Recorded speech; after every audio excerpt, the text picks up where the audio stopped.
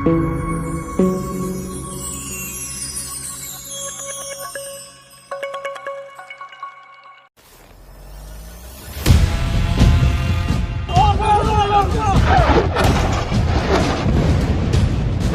7 अक्टूबर शनिवार का दिन था, इजराइल में छुट्टी का दिन था। बहुत सारे इजरायली अपने दोस्तों और परिवार वालों के साथ अपने धार्मिक पर्व का मजा ले रहे थे।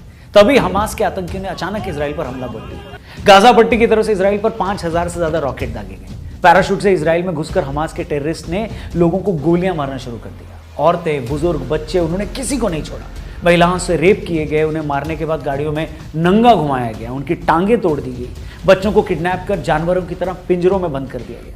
कुल मिलाकर कुछ ही घंटों में उन्होंने ऐसी दहशत दिखाई जैसी दुनिया ने शायद ही पहले कभी देखी। इन हमलों में सिर्फ एक ही दिन में 700 से ज्यादा इजरायली मारे गए, सैकड़ों को बंधक बनाया गया और हमास ने छाती ठोक कर यह कहा कि हां, हमने ये किया है।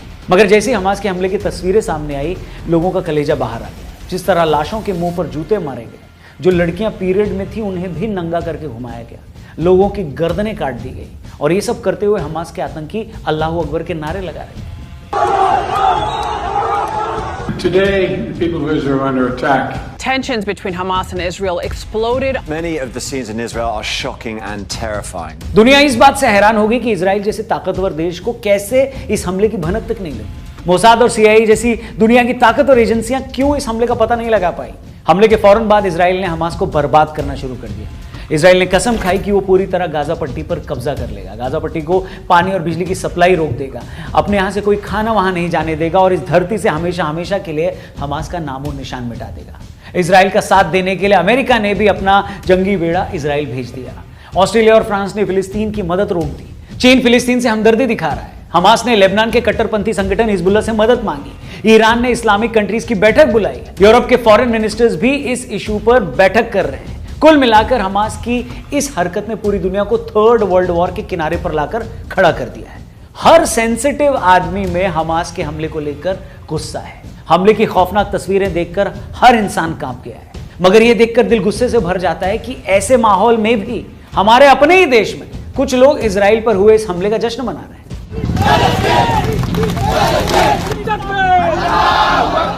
एक तरफ देश के प्रधानमंत्री ने इस हमले पर इजराइल के साथ खड़े होने की बात की है, वहीं अलीगढ़ मुस्लिम यूनिवर्सिटी में कई छात्रों ने फिलिस्तीन के समर्थन में नारेबाजी करी। एक नेता ने हमास के फेवर में बयान दिया, ट्वीट किया।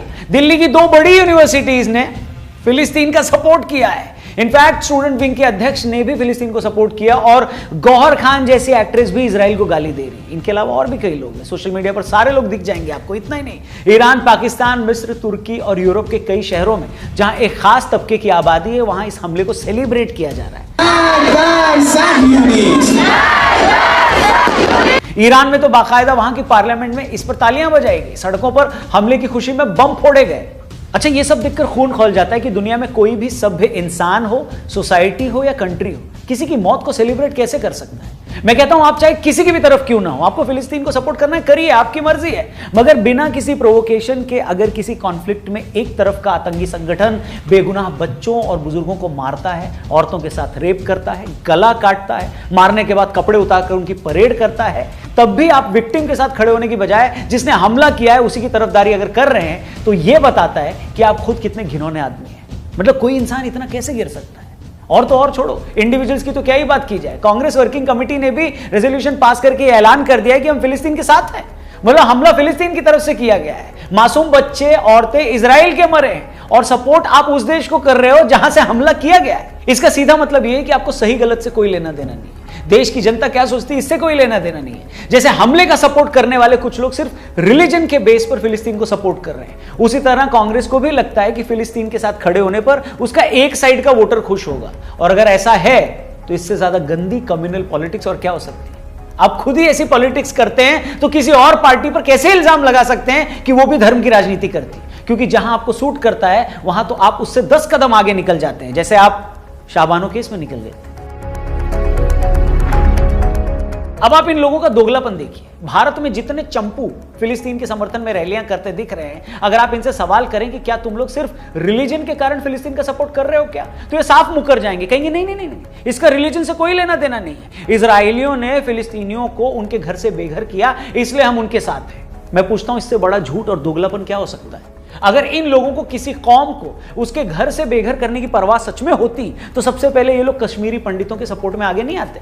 बताइए आप। अच्छा, बेशर्मी ये है कि कश्मीरी पंडितों को पीड़ित मानना तो दूर, उनका सपोर्ट करना तो दूर, जब कश्मीर फाइल्स जैसी फिल्म आती है तो ये लोग कहते हैं ये पिक्चर नहीं है, एक प्रोपोगेंडा है, ऐसा कुछ हुआ ही नहीं है। मतलब जब आपको मजहब सूट न करे तो अपने ही देश का पीड़ित आपको झूठा लगता है, और जब मजहब आपके मतलब का हो तो हजारों किलोमीटर दूर बैठा आतंकी भी आपको बेचारा लगता है।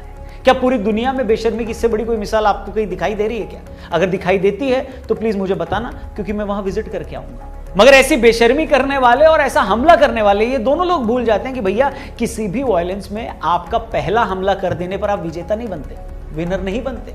जब अलकायदा ने अमेरिका पर हमला किया तब भी इस सोच से हमदर्दी रखने वाले लोगों ने पूरी दुनिया में जश्न मनाया इसका। ये लोग इस बात से बड़े खुश थे कि देखो देखो एक आतंकी संगठन ने अमेरिका को बड़ा सबक सिखा दिया। मगर फिर क्या हुआ? उसके बाद अमेरिका ने उस पूरे देश को बर्बाद कर दिया। जहां से यह हमला हुआ था उस पूरे देश को खत्म कर दिया।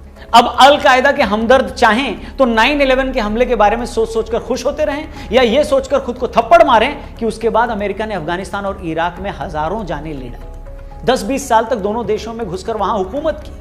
ऐसे एक नहीं, हजारों मामले आपको मिल जाएंगे जहां हमला करने वाले आतंकी और उनके हमदर्द सिर्फ पहले हमला कर देने पर खुश हो जाते हैं, मगर उसके बाद उनकी क्या हालत हुई है इसके बारे में वो नहीं सोचते। बेशक हमास ने इजराइल को बड़ी चोट पहुंचाई है, ऐसी चोट जो उसने पिछले 75 सालों में नहीं सही, लेकिन फिर भी याद रखना कि इजराइल भी ऐसा हमला शुरू कर चुका है। ऐसा हमला कि हमास क्या, उससे हमदर्दी रखने वालों की 1000 पुश्तें इसे याद रखेंगी। इजराइल ने कसम खा ली है कि वो पूरी की पूरी तरह गाजा पट्टी पर कब्जा कर लेगा। मतलब फिलिस्तीन में रहने वाले 20 लाख लोग अब सारी जिंदगी बंदूक के साए में जिएंगे। उन लोगों के पास रहने के लिए यही एक जमीन का टुकड़ा था, वो एक लैंडलॉक्ड रीजन है, अगल बगल कहीं जाने को है नहीं। हो सकता है हमास ने जो किया उसमें हर फिलिस्तीनी की रजामंदी न हो, मगर अफसोस कि इसका हर्जाना अब फिलिस्तीन का एक एक आदमी भुगतेगा।